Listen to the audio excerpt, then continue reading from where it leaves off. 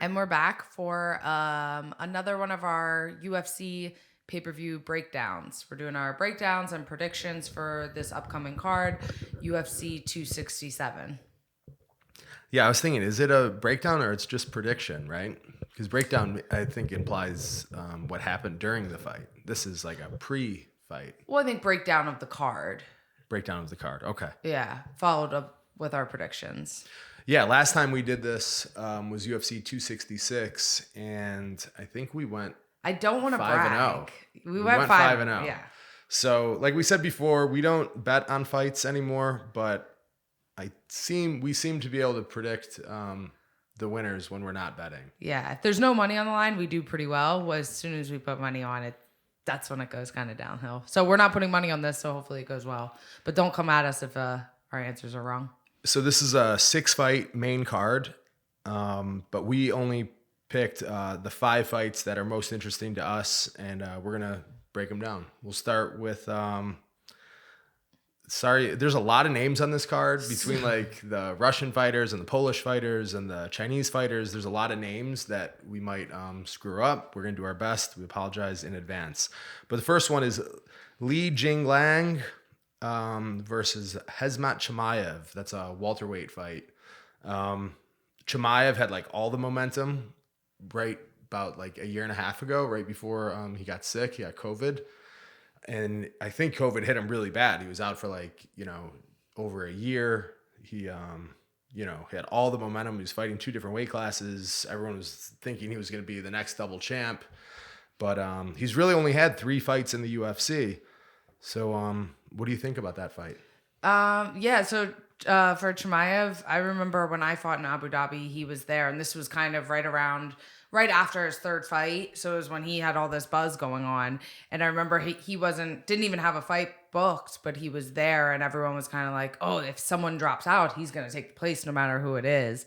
But it's interesting because he has had all this craze going around, but like as soon as you take a little time off, it kind of goes down. But I think people are still pretty hyped on him.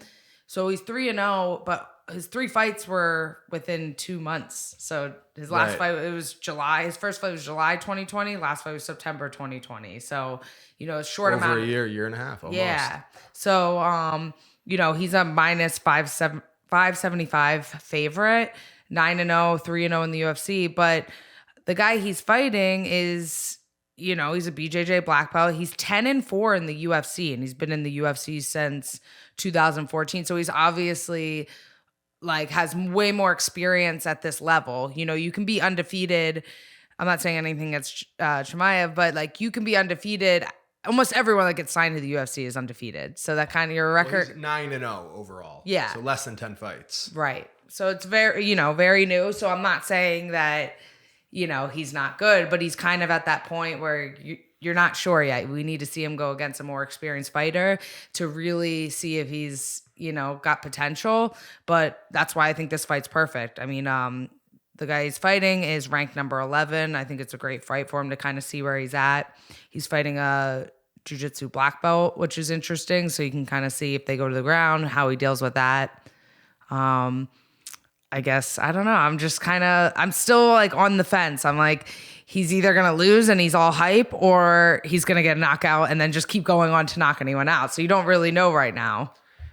Yeah, I think that Lee is coming off a big win against Santiago Ponzinibbio, who's a really respected fighter. He's been in the UFC a very long time, like a top 10 guy. So that's a really big win. And then he's also been in there with guys like Neil Magny. And gone the distance. Loss with Neil Magny, who's a legendary fighter at that weight. So Lee is the more seasoned fighter. He's got way more experience, bigger fights, bigger names that he's competed against. But as far as predictions are concerned, I think that Chimaev is going to be able to get the fight to the ground. And even though he is a black belt, I think that Chimaev's going to be able to win those positions on the ground. And I think that he's going to win a decision, but he's going to be pushed much more than he was. His first 3 fights, they were against, guys nowhere near this level. And they were first round finishes. He never even got hit. I don't think he's been hit in any of his fights. This fight is going to be a little different, but I predict that Chimaev gets the win. Yeah, and it's interesting too. Chimaev's never even been to the third round. I mean, he's only had 9 fights. It's not that many, but it's kind of interesting to see, how he is when he's not totally dominating. And I think this fight, it might be that way. I don't know. I'm going to go with Lee for this fight just because I think for your 4th fight in the UFC, it's a pretty big step up to be fighting, he's 11, ranked number 11, to fighting a top 10 opponent in your 4th UFC fight. I think it's, it's pretty tough. I don't know. I think Chimaev's either going to get a knockout, but I'm going to go with Lee on this one. Yeah, like I said, I like Chimaev, but this, of all the 5 that we're picking, this is the fight that I'm least comfortable with. Yeah. And that's probably contrary to what a lot of people think because everyone is like in love with Chimaev, but he's not Khabib yet. Yeah. Next fight, we have Alexander Volkov versus Marcin Tybura. Volkov is a Russian fighter. He's like, I think he's 6'9". He's a really tall, rangy, very accurate striker. He's got a win, TKO win over Overeem. His last fight, he lost to Cyril Gane. So he's been in there with the very, very best. He's fought Curtis Blades. He lost to Curtis Blades, but he's been in there with the best. He has a lot of great wins over Roy Nelson, Verdum, Greg Hardy, Overeem, Walt Harris. He had that crazy body kick. Yeah, that wasn't too long ago. So he's definitely has a lot of wins over like top guys. Yeah, he's been in there with everyone. He's a legit top 10 heavyweight. Having said that, I think that Tybura, he's coming off a 5-fight win streak. He's more of like a take him down and really punish him on the ground. Very heavy top control, very good takedowns. I think that it's like a classic like grappler striker matchup. And usually when those are the case, as long as someone who has real good control on top, where they don't have to take the guy down a lot of times, I think that Tybura, when he takes someone down, he only needs 1 takedown. He stays on top usually the whole round. I think if he could take Volkov down to the ground, I think that he'll end up grinding out a decision. So I think he's going to have a lot of control time on top. He's going to do some ground and pound. So my prediction is Tybura is going to win this fight. I'm gonna go with Volkov. Usually we're on the same page. Tybura, I think most of his losses were by KO, and I don't know. I just think that Volkov is like that long, rangy power striker, and I don't know. I think he's just gonna get the win. A lot of these fights on this card, it's like they're all okay. This person is either gonna knock the person out or lose. So this is a really tough fight card to bet on, I think. Yeah, I feel pretty good about this fight. And there's 2 fights when I was looking at their records that stand out to me. And Volkov has lost to Curtis Blades. Right. And I think that Curtis Blades is a similar style to Marcin Tybura. I think Blades is a little better, but they're similar styles. And then Tybura has a decision win over Stefan Struve. And I think Stefan Struve is pretty similar to Volkov in terms. He's like 7 feet tall. He's like a long, rangy striker, dangerous. He's beaten Stipe. He's that level, and Tybura beat him. So I think those two fights are fights to look at when predicting this fight. And I usually go with grappler when there's a striker grappler matchups. Well, now that you said that, maybe I can change my mind. You can't change it. No, I can't change it. I'll stick with it just to make it fun. But yeah, those are really good points. The next one, we have Islam Makhachev versus Dan Hooker. I was surprised that Islam Makhachev is a minus 625. It's a big, I mean, I thought he'd be the favorite, but that's pretty crazy. The only thing that sucks, it's for this and another fight. I hate when it's a good matchup that I like, but one person took it on short notice. Cause then you feel like you're getting cheated out of the fun matchup, So Dan Hooker took this on 4 weeks notice, and that just kind of sucks, He is coming off a fight. He just fought less than a month ago, so I'm sure he's in shape. Yeah, and 4 weeks. If you just fought, then 4 weeks is good enough. If you just fought and it's like fought a month ago, but then you're taking on 1 week, it's kind of tough. But yeah, I guess you're right. That makes sense. But Islam Makhachev, obviously 8-fight win streak. Everyone, I feel like for a while he was talked about but not fighting, and now we're getting to see him fight a little bit more. So I think another win here. Now he's like just keeps getting pushed up even more. I think in his last fight, he showed like that he isn't just, everyone compares every Russian fighter. I feel like they compare them to Khabib. They're the next Khabib.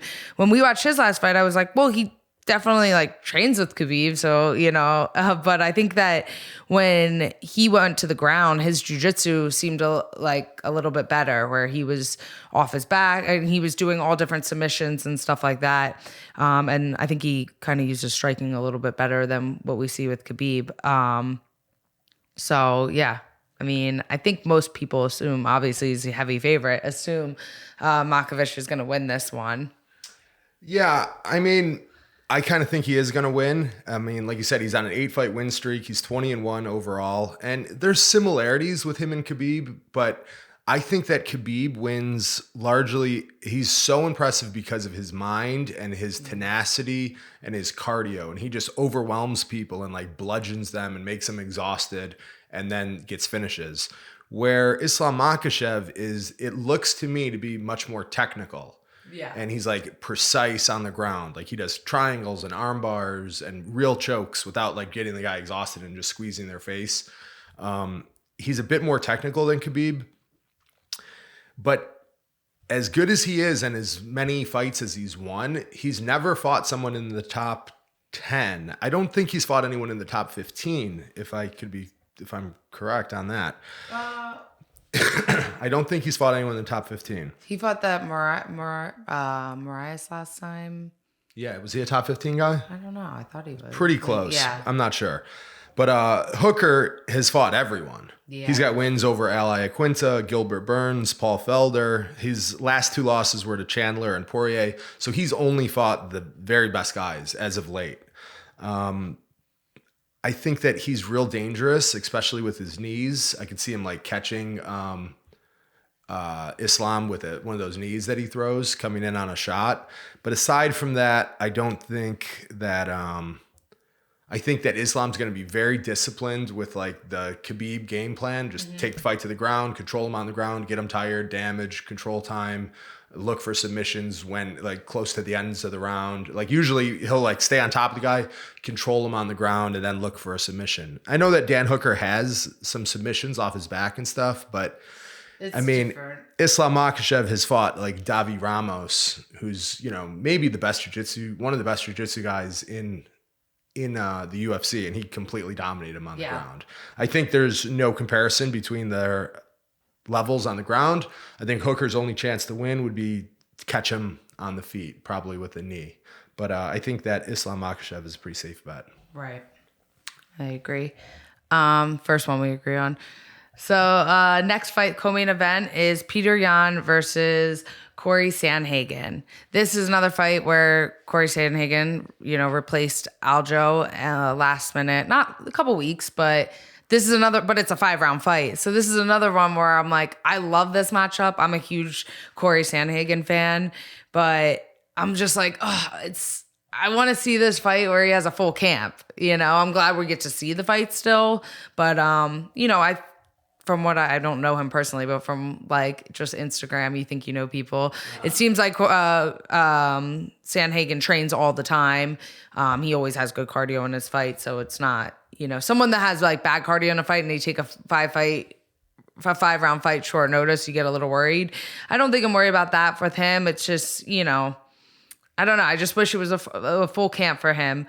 But so then that way, if Peter Yan wins, there's no excuses too. Sure. But Peter Yan's a -230, 10-fight win streak until the fight with Aljo, which we all know with the illegal knee. His only losses were that one against Aljo, and early on he had a split decision. So obviously he's pretty dominant, I think he's undefeated in the UFC. Yeah, right? yeah. Well, Aljo was technically aside lost, from but Aljo, yeah, taking that. I mean, Corey Sandhagen, he's 5'11", so tall. There's a lot of fights on this card where it's like one person's really long and tall. 5'11", his losses were to the split decision he had last to TJ Dillashaw, which is definitely up in the air. I mean, kind of goes both ways. I thought that he won that fight. Yeah, but it could have gone. It was very, very close with that one. And then he got knocked out by Aljo. Right. But choked out. Yeah. Yeah. Aljo?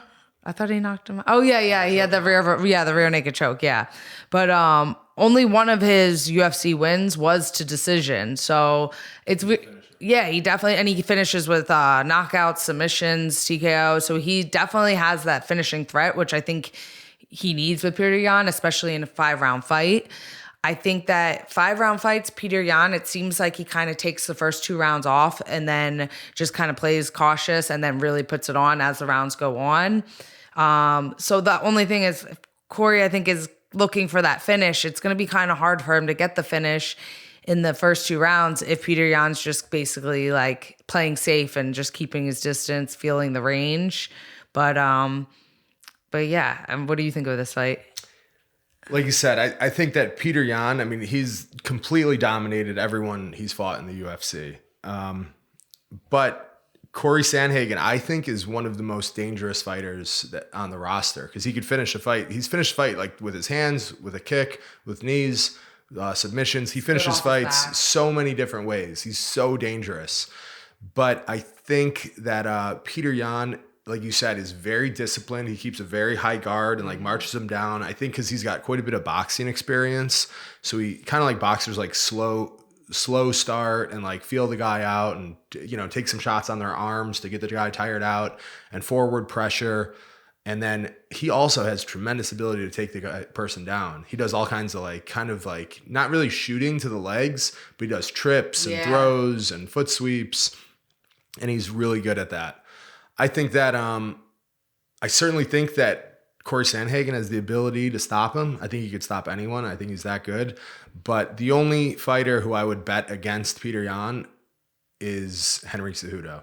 Mm-hmm. Aside from Henry Cejudo, I think Peter Yan kind of mows through anyone. I think he's that good just because he's like great at everything. This fight, this is a great fight. This is an MMA fight. It's not a striker versus grappler. Right. They're both tremendous grapplers. They're both tremendous strikers. So this is like as good of an MMA fight as you could possibly have. But my prediction, I think that Peter Yan's going to get it done. Yeah, I agree. I'm going with Peter Yan. I want Sandhagen to win, but I think Peter Yan's going to win. Yeah, I'll agree with that. Okay. And then for the last one, the main event, you want to go? That fight's my main event. Really? Yeah, that fight's amazing. Peter Yan and Sandhagen. I'm just like such a Sandhagen fan that I'm like, yeah, that fight's amazing. Yeah. I think because you're kind of like, you're a Glover fan. No, my main event is Peter Yan and Sandhagen. Oh, okay. Yeah. I thought you meant this one. No. That makes sense. Yeah. So you want to do the main event? Yeah, main event, Jan Blachowicz versus Glover Teixeira. Jan's obviously coming off a big win. He's beat Israel Adesanya, which no one else has. That's as difficult as it could get. And before that, he was on a five-fight win streak. He's won 9 out of his last 10. A lot of finishes. Finished, Luke Rockhold. Finished a lot of good guys. Corey Anderson. But Glover Teixeira, he's also on a 5-fight win streak. And I know like MMA math doesn't add up, doesn't always work. But the last person who beat Jan Blachowicz he finished him, was Thiago Santos. The last person who Glover just fought was Thiago Santos. He finished Thiago Santos on the ground. Mm-hmm. So, I know MMA math doesn't work, but, that's a big win. Yeah. And before that, he beat Anthony Smith, who's, tremendous. So it's an interesting matchup. I think that, my heart wants Glover. I'd love to see him get it done because, he's just been around so long and he's in his 40s and, this is such like a... He'll be 42. His birthday's the day before the fight. He'll be 42. Yeah, it's just such like a Cinderella story or something, like coming back, a resurgence in his career. But I think in order for Glover to win, he'll have to take Jan down to the ground. I think that he's probably a little better on the ground, just like he did with Santos. He kept taking him down and eventually got a strangle. But I think that Jan Blachowicz is a little too good takedown defense. He's really good against the cage. You'll remember against Luke Rockhold, who's very good jiu-jitsu, very good takedowns, was trying to take him down against the cage, and it was like trying to move better chance that Jan's gonna, drop that Polish hammer, as they say. Exactly. So my prediction on this is Jan Blachowicz. Yeah, I have to agree. I'm going to go with Jan on this one. But of course, you want Glover. I think everyone wants Glover to win. He's just kind of like an overall, I don't think anyone like doesn't like him. No, everyone likes him. Everyone's going to be rooting for him. But if he can't get the fight to the ground, I think he's going to have a really hard time beating Jan. Jan hits just so hard. It's kind of crazy that Jan like just beat Israel Adesanya, and I feel like no one really like talks about it, or like it just goes to show that he didn't get enough credit for it. Yeah, exactly. Like, but it just goes because then all of a sudden it was like, oh well, Izzy moved up a weight class, so that's why. Right. But it's just funny how like, you know, it doesn't always matter. It's just kind of like, I mean, Izzy's obviously great, but you would think like, oh, if you beat him, like you have his fame, but it doesn't work like that. Yeah, I think people forget. Like even, you know, I kind of forgot about it too. Well, I think that fight was designed for Izzy. Izzy was supposed to get another belt, get the 2 belts, and then maybe fight like John Jones. Right. But Jan kind of just spoiled the party. It was like, well, you beat a small guy. Yeah. So he didn't get enough credit where Israel would have gotten all the credit in the world, and rightfully so. But I didn't find that fight to be even really that close, but he's just a little bit smaller. He's just a little too small. If he got a little bigger, I think maybe it would be different. But yeah, I think Blachowicz, I don't even know if I'm saying that one right, but I think he's gonna win. Jan should get it done. Yeah, but that's gonna be a good fight though. They're both really savvy veterans. He's not young either. I mean, he's like 38. Yeah. Yeah, so it's not like a young guy versus old guy. They're both kind of like old guys. Yeah. Yeah. All right. But I think it's going to be a good fight. Hopefully you like this. So remember my predictions and my predictions too. Yep. Make sure you guys, if you see our video, like, comment, subscribe, comment your picks below, what you kind of think, and kind of go back and forth. We'll make sure we answer all of you guys in the comment section. Thanks for listening. All right. Bye.